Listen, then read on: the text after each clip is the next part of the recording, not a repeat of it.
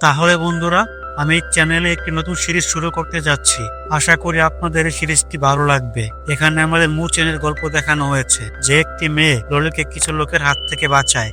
এর ফলে তাদের দুজনের মনে একে অপরের প্রতি অনুভূতি তৈরি হতে শুরু করে। কিন্তু কিছু সমস্যার কারণে মুচেন স্পিরিচুয়াল ল্যান্ড থেকে বের করে দেওয়া হয়েছিল। তাই সে অন্য একটি একাডেমিতে যোগ দিয়ে প্রশিক্ষণ নেবে, যাতে সে শক্তিশালী একাডেমিতে যোগ দিয়ে তার প্রেমিকার সাথে দেখা করতে পারে। গল্পের শুরুতে আমাদের ফিউচার ল্যান্ডের দৃশ্য দেখানো হয়, যেটি 5 গ্রেড একাডেমি দ্বারা পরিচালিত ছিল।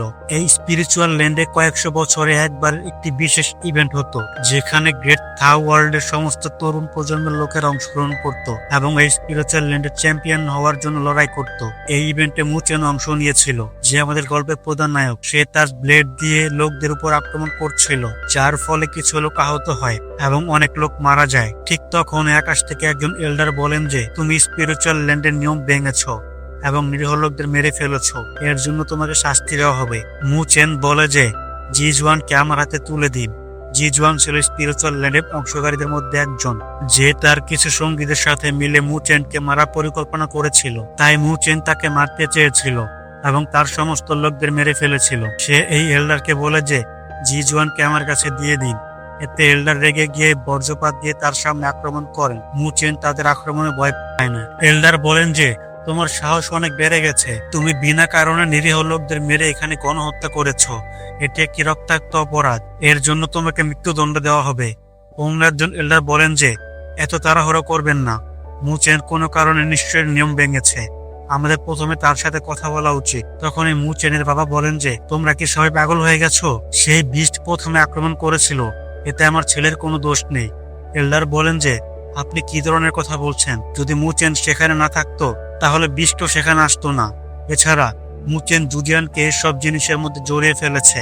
মুচেন স্পিরিচুয়াল ল্যান্ডের একজন আবেদনকারী এবং সে এখানকার নিয়ম ভেঙেছে। তাই 5 গ্রেড একাডেমি দ্বারা মুচেনকে স্পিরিচুয়াল ল্যান্ড থেকে বের করে দেওয়া হবে। ঠিক তখনই আকাশ থেকে একটি পোর্টাল খোলে, যার নাম ছিল মিরর অফ জাজমেন্ট। তার ভেতর থেকে শক্তি বেড়ে মুচেনকে ঘিরে ফেলে, যার কারণে মুচেন একটি শক্তি বলের মধ্যে আটকে যায় এবং সেই পোর্টালে যেতে থাকে, যাতে তাকে স্পিরিচুয়াল ল্যান্ড থেকে বের করে দেওয়া যায়। ললিও তাকে বাঁচানোর জন্য আসছিল, কারণ সে তাকে ভালোবাসতে শুরু করেছিল। মুচেনও তার দিকে এগিয়ে যাওয়ার চেষ্টা করে, কিন্তু মিরর অফ জাজমেন্ট শক্তি তাকে জোর করে সেখান থেকে বের করে দেয়। তারপর এই দৃশ্যটি এখানে শেষ হয়। আমরা কয়েকদিন পর নর্থ ইস্ট স্পিরিচুয়াল একাডেমির দৃশ্য দেখি, যেখানে মুচেন জঙ্গলে বসে কাল্টিভেশন করছিল। কিছু সময় কাল্টিভেশন করার পর সে তার বেডের দিকে তাকে ললির কথা মনে করতে থাকে, কারণ ললি তার কাছে প্রতিশ্রুতি দিয়েছিল যে সে 5 গ্রেড একাডেমিতে তার জন্য অপেক্ষা করবে। এই কথা মনে করে মুচেন বলে যে, আমি 5 গ্রেড একাডেমিতে তোমার সাথে দেখা করার জন্য অবশ্যই আসব। তখন ওই কিয়ান তার তরবারিতে মুচেনকে আক্রমণ করে, কিন্তু মুচেন তার সম্পর্কে জানতে পারে এবং তার আক্রমণ থেকে বেঁচে যায়। কিয়ান তার তরবারিতে বারবার তাকে আক্রমণ করতে থাকে। এতে মুচেন রেগে গিয়ে তার ব্লেডটি সক্রিয় করে তার তরবারি ভাঙতে শুরু করে। এতে কিয়ান খুব ঘাবড়ে যায় এবং সেখানে এসে তাকে থামিয়ে দেয়। সে বলে যে, তুমি এত তাড়াতাড়ি সেন্সেশন লেভেল থেকে স্পিরিচুয়াল মুভমেন্ট লেভেলের প্রাথমিক পর্যায়ে চলে এসেছো। তোমার শক্তির পরীক্ষা নেওয়ার জন্য আমি তোমার উপর আক্রমণ করেছিলাম। তুমি সত্যি খুব দ্রুত শিখছো। মুচেন বলে যে, আমি জানি তুমি মিথ্যা বলছো। তুমি আমাকে বিরক্ত করার জন্য সব সময় আমার উপর আক্রমণ করার অজুহাত খুঁজতে থাকো। কিয়ান বলে যে, আমি একটি মাঝারি স্পিরিচুয়াল মুভমেন্ট লেভেলের গুরু। তোমাকে হারানোর জন্য আমার কোনো অজুহাতের দরকার নেই। এখন তুমি বড় হয়ে গেছো, তাই এসব বলছো। কিন্তু যখন তুমি ছোট ছিলে, তখন তুমি বজ্রপাতের ভয়ে আমার পা ধরে কাঁদতে। এর কথা শুনে মুচেন লজ্জাবোধ করতে থাকে। কিয়ান বলে যে, তুমি লজ্জা পেও না। আজ আমি তোমাকে খুব ভালো জায়গায় নিয়ে যাব, কারণ তোমার এই স্পিরিচুয়াল ল্যান্ড থেকে আসার পর আমার বাবা আমাকে তোমার খেয়াল রাখতে বলেছেন। এই স্পিরিচুয়াল ল্যান্ডের কথা শুনে মুচেন চুপ হয়ে যায়, কারণ তাকে স্পিরিচুয়াল ল্যান্ড থেকে বের করে দেওয়া হয়েছিল এবং সেখানকার কথা বলতে পছন্দ করতো না। এর জন্য কিয়ান তার কাছে ক্ষমা চায় এবং তাকে তার সাথে নিয়ে যায়। তারা দুজনে নর্থ স্পিরিচুয়াল একাডেমিতে আসে। কিয়ান বলে যে, নর্থ স্পিরিচুয়াল একাডেমিতে প্রশিক্ষণের জন্য এটি খুব ভালো জায়গা। আজ আমি তোমাকে সেই জায়গায় নিয়ে যাব। তখন তুমি হেভেনে যাওয়ার সুযোগ পাবে এবং তারপর তোমাকে সাহায্য করার জন্য ইস্ট একাডেমিতে আসতে হবে, যাতে আমরা দুজনে মিলে হেভেন ওয়েস্ট একাডেমির লোকদের মজা দেখাতে পারি। আসলে নর্থ স্পিরিচুয়াল একাডেমির দুটি ভাগে ভাগ করা হয়েছে। প্রথমটি ইস্ট একাডেমি এবং দ্বিতীয়টি ওয়েস্ট একাডেমি। এসব কথা বলতে বলতে তারা দুজনে এগিয়ে যাচ্ছিল। ওয়েস্ট একাডেমির কিছু ছাত্র মুচেনকে দেখে বলে যে এই সেই ছাত্র যাকে স্পিরিচুয়াল ল্যান্ড থেকে বের করে দেওয়া হয়েছিল। এমনটা কখনই হয়নি যে কোনো ছাত্রকে অর্ধেক প্রশিক্ষণে ল্যান্ড থেকে বের করে দেওয়া হয়েছে। সম্ভবত স্পিরিচুয়াল ল্যান্ডের লোকের একটি বাঘ বেছে নিয়েছিল, কিন্তু পরের তারা তা জানতে পেরে তাকে বের করে দিয়েছে। এটা সত্যি খুব লজ্জার বিষয়। এইসব কথা বলতে বলতে সেই ছাত্ররা মুচেনকে দেখে হাসতে শুরু করে। এতে কিয়ান খুব রেগে যায়। সে তার অস্ত্র সক্রিয় করে নেয়, যার ফলে সেই ছাত্ররা ভয় পেয়ে যায়। কিয়ান বলে যে তোমরা ওয়েস্ট একাডেমির ছাত্ররা প্রশিক্ষণ নেওয়ার বদলে অন্য লোকদের বদনাম করো, সম্ভবত এখন তোমাদেরকে একটি শিক্ষা দিতে হবে। এতে সেই ছাত্ররা ভয় পেয়ে যায় এবং কিয়ানের কাছে ক্ষমা চাইতে শুরু করে। মুচেন কিয়ানকে তাদের ক্ষমা করে দিতে বলে। কিয়ান সেই ছাত্রদের বলে যে যদি আবার তোমরা কারো বদনাম করো তাহলে আমি তোমাদেরকে অনেক মারবো। এটা শুনে তারা সবাই সেখান থেকে পালিয়ে যায়। তারপর আমরা নর্থ ইস্ট স্পিরিচুয়াল একাডেমির জিন জিওকে দেখি। তিনি গুরু ম এবং গুরু সি এর সাথে আছেন। গুরু ম ছিলেন ইস্ট একাডেমির গুরু এবং গুরু সি ছিলেন ওয়েস্ট একাডেমির গুরু। গুরু সি ডেন জিওকে জিজ্ঞাসা করেন যে আপনি কি নর্থ ইস্ট স্পিরিচুয়াল টেরিটরিয়ের নাইরিমিয়ের মধ্যকার লড়াই নিয়ে চিন্তিত? ডিন জিও বলে যে আমরা নাইরিমিয়ের লড়াইয়ের মাঝে যাব না, আমাদের এসব কথা বলে আর্থ এক্সামের প্রস্তুতির দিকে মনোযোগ দিতে হবে। গুরু সি বলেন যে আর্থ স্টেজের ছাত্ররা খুব কঠোর প্রশিক্ষণ নিচ্ছে, বিশেষ করে লিউরিয়ামের তরুণ কর্তা লিউ ইয়াং খুব ভালো পারফর্ম করছে। তার শক্তি দেখে আপনি অবাক হয়ে যাবেন। এতে ডেনজিও খুব খুশি হন এবং তিনি গুরু মোকে জিজ্ঞাসা করেন যে মু চেন স্পিরিচুয়াল ল্যান্ড থেকে বের হয়ে আসার পর তোমার ইস্ট একাডেমিতে এসেছিল, তো এখন তার প্রশিক্ষণ কেমন চলছে? গুরু মো জানান যে মু চেন স্পিরিচুয়াল মুভমেন্ট লেভেলে পৌঁছে গেছে এবং আমার পুরো বিশ্বাস আছে যে সে এবার হেভেন স্টেজে পৌঁছে যাবে। গুরু শিব বলেন যে স্পিরিচুয়াল ল্যান্ডে যা হয়েছিল তার কারণে মু চেনের প্রশিক্ষণ অন্য ছাত্রদের থেকে 1 বছর পিছিয়ে গেছে। আমার মনে হয় না যে মু চেন অন্য ছাত্রদের সমান হতে পারবে। আমার মতে তার শক্তিশালী হওয়ার জন্য তাকে মু রিয়েলমে ফেরত পাঠানো উচিত। এখানে থেকে তার বিনা কারণে বিরক্ত হওয়ার দরকার নেই। ডিনজিও বলেন যে এই জিনিসটার কোনো পার্থক্য হয় না যে সে বিরক্ত হচ্ছে, কারণ প্রতিযোগিতা একটি প্রশিক্ষণ। ইস্ট একাডেমি এবং ওয়েস্ট একাডেমির মধ্যে এই লড়াই কোনো খারাপ জিনিস নয়। এই প্রতিযোগিতায় আমরা সমস্ত ছাত্রদের দক্ষতা দেখতে পারি, যার ফলে আমরা তাদের শক্তি সম্পর্কে জানতে পারবো। তারপর আমরা লিউ ইয়াংকে দেখতে পাই। তার বড় ভাই লিউ মুবাই এর সাথে দেখি। লিউ ইয়াং বলে যে আর্থ স্টেজ খুবই বিরক্তকর, আমি ওয়েস্ট একাডেমির হেভেন স্টেজে যাওয়ার জন্য অপেক্ষা করতে পারছি না। তখন লিউ ইয়াং এর নজর মুচেন এবং কিয়ানের উপরে পড়ে। তাদের একসাথে দেখে ইয়াং খুব রেগে যায়। সে বলে যে কিয়ান সে বোকার সাথে কেন ঘোরাফেরা করছে, যাকে স্পিরিচুয়াল ল্যান্ড থেকে বের করে দেওয়া হয়েছিল। লিউ মোবাই বলে যে শেষ পর্যন্ত তুমি অন্য লোকদের দেখে এত রেগে যাচ্ছ কেন? লিউ ইয়াং বলে যে 3 মাস আগে মুচেন ওয়েস্ট একাডেমির আর্থ স্টেজে 3য় বিজয়কে হারিয়েছিল। সম্ভবত এখন সে আর্থের প্রথম স্থানে আসার কথা ভাবছে।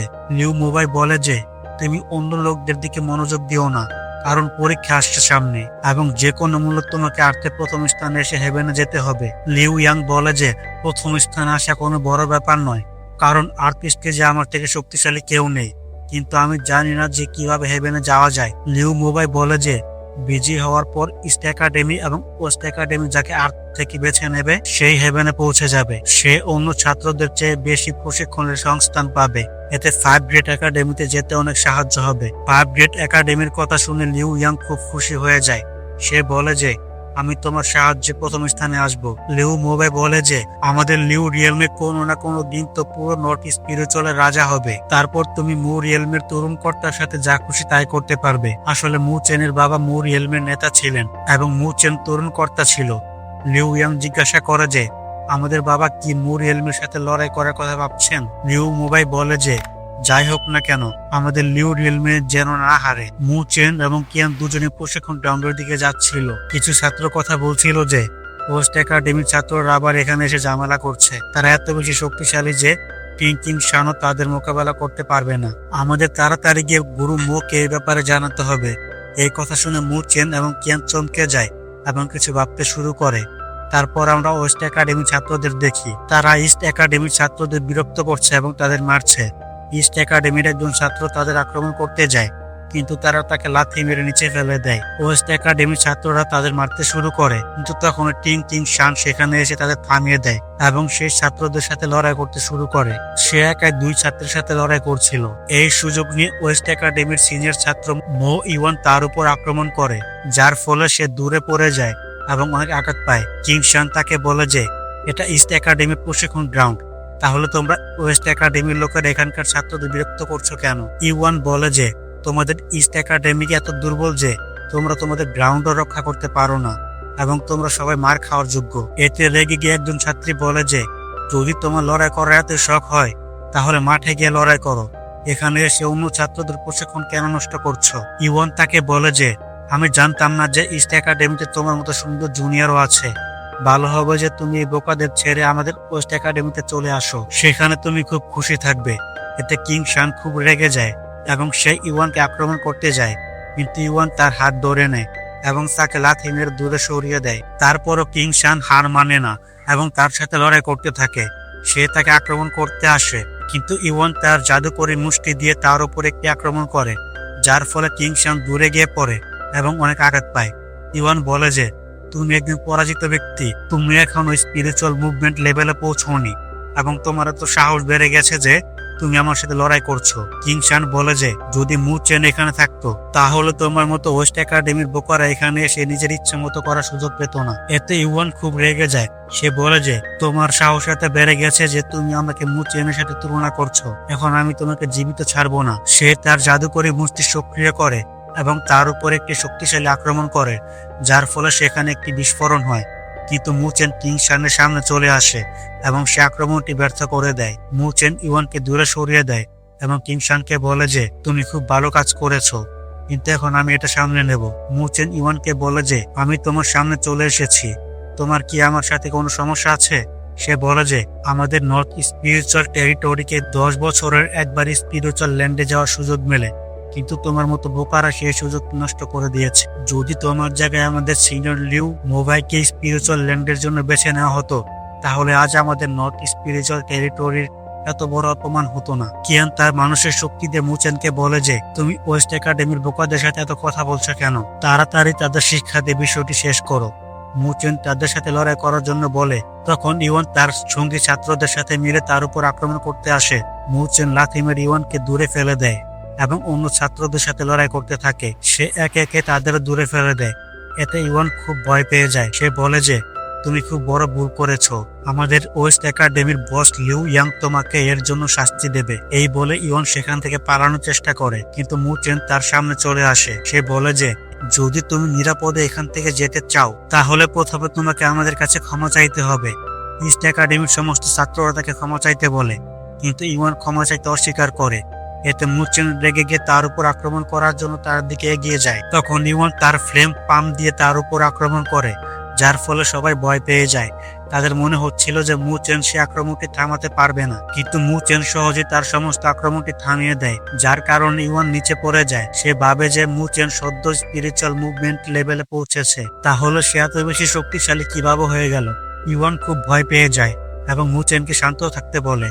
তখন এই লিউ ইয়াং কিছু ছাত্রদের সাথে সেখানে আসে। সে মুচেনকে বলে যে তুমি বেশ শক্তিশালী, যার কারণে স্পিরিচুয়াল ল্যান্ডের জন্য নির্বাচিত হয়েছিলে, কিন্তু এইভাবে আমাদের ওয়েস্ট একাডেমি ছাত্রদের মেরে তুমি আমাদের একাডেমির অপমান করেছো। লিউ ইয়াংকে সেখানে সবাই দেখে অবাক হয়ে যায়, কারণ সে আর্ট স্টেজে 1 নম্বরে ছিল। ইওয়ান লিউ ইয়াং এর কাছে চলে যায় এবং মুচেনকে অপমান করতে থাকে। লিউ ইয়াং ইওয়ানের উপর খুব রেগে যায়। সে তাকে বলে যে তুমি কোনো কাজের নও, তোমার কারণে আমাদের ওয়েস্ট একাডেমির অপমান হচ্ছে এবং তুমি এভাবে হারছো, তুমি সত্যি একজন পরাজিত ব্যক্তি।